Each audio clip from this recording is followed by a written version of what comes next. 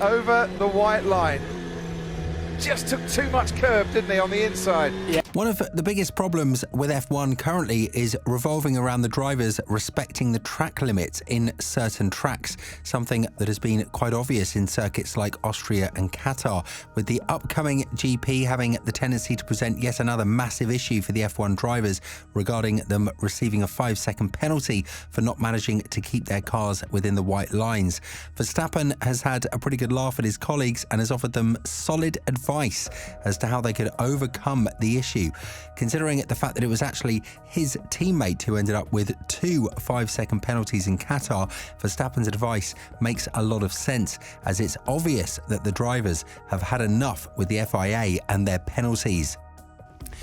The issue with the cars not respecting the track limits have become quite a topic for discussion in 2023, especially with the new generation of cars being heavier and harder to navigate in the corners, to the point of the drivers actually having to go a bit wide in order to get the corner round in the regular manner.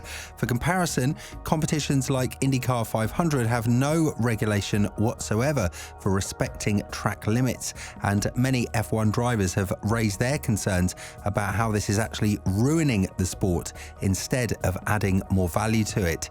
And who other than Perez would have a lot to say about the thing that prevented a better finish for him in Qatar? Of course, you could make the argument that his competitiveness was very low, considering that he had a safety car in the opening lap of the race amid his pit lane start, so he didn't chase the pack for so long.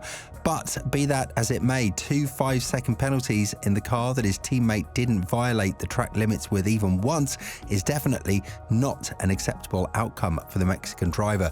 Elaborating on this, he went on to say, "For me, it was impossible to see the white line. I was taking so much margin, giving up so much lap time for it, but I still got more. For me, it was very difficult to judge, but there were drivers who were able to do that, so I don't think I did a good enough job in that regard.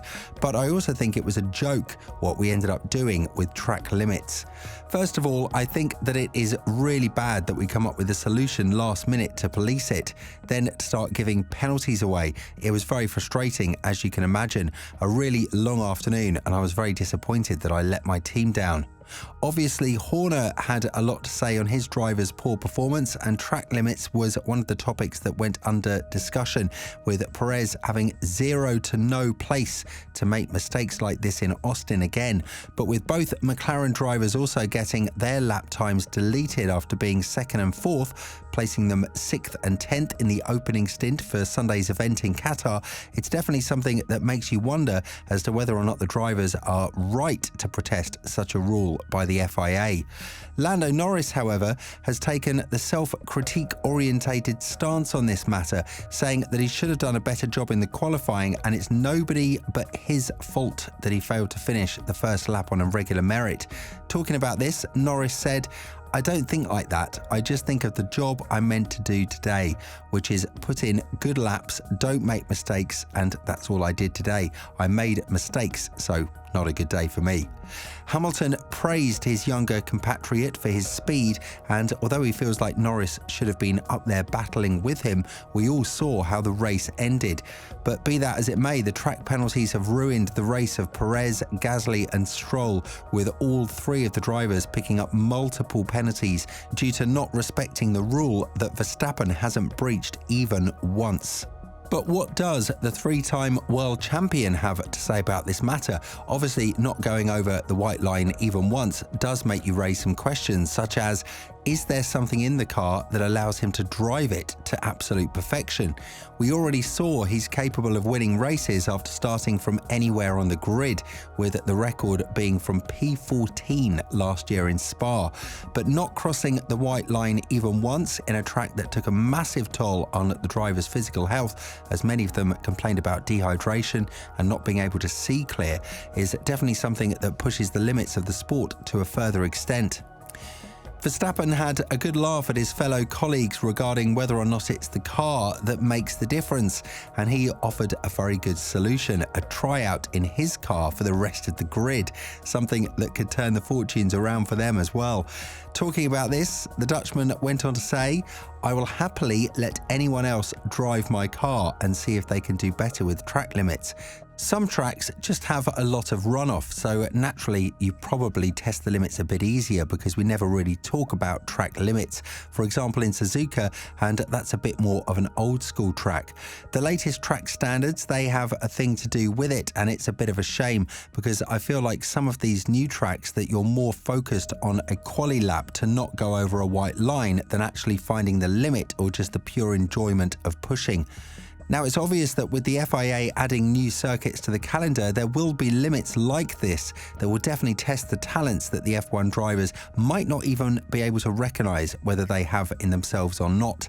This is something that has the potential to alter the remainder of the season, mostly because there are drivers who are actively fighting for higher spots in the Drivers' Championship, or teams like McLaren who have set their eyes on a P3 finish in the Constructors' Championship, and track limits can either help them or ruin their chances to a similar manner like it did in Qatar, with the benefit that they maximised the crash between both Mercedes drivers. This, however, is not something they can hope will last forever, and unfortunately for them, they are not named Max Verstappen, and they do not have the RB19 in their hands. And with Austin having a lot of turns on which the cars will definitely go over the white lines, this issue will have to be addressed sooner rather than later. But according to Charles Leclerc, the marker that the drivers are slowly but surely losing in the newer tracks needs to remain present, and that's the red and white curb. Elaborating on this, the Monegasque driver said, "I've always preferred in the past to use the red and white curb because this is a reference that we can actually feel inside the car, whereas the white line, we are so low in the car that it's very difficult to see where we are. If we are 2 centimeters out or exactly on the line is very difficult, whereas with the curb you can feel much more about what's going on and it's a better reference." There have been other solutions as well, such as Formula 1 circuits dropping off the calendars in order to solve this issue. But with legendary tracks like the Red Bull Ring as well as Austin having the biggest potential to shake the grid up, this might not be the best possible solution for the grid. On the other hand, having 47 violations during one circuit is definitely a worrying factor, which was the aftermath of the Austrian GP. And according to F1 experts, bringing the gravel closer to the exit to stop drivers from running wide, the case that was introduced at Monza's final corner, is probably the best solution for the Austrian GP as well. All in all, it's an issue that's worth solving because while Verstappen's offer still stands and anybody could try his car and do what he did in Qatar, we must not forget that he crossed the limits in Austria multiple times and was on the verge of receiving a 5-second penalty as well, with turn 10 being the most demanding corner at his team's home GP. Do you think that it's Verstappen's car that prevents him from going wide so much compared to the rest of the grid? Let us know in the comments below.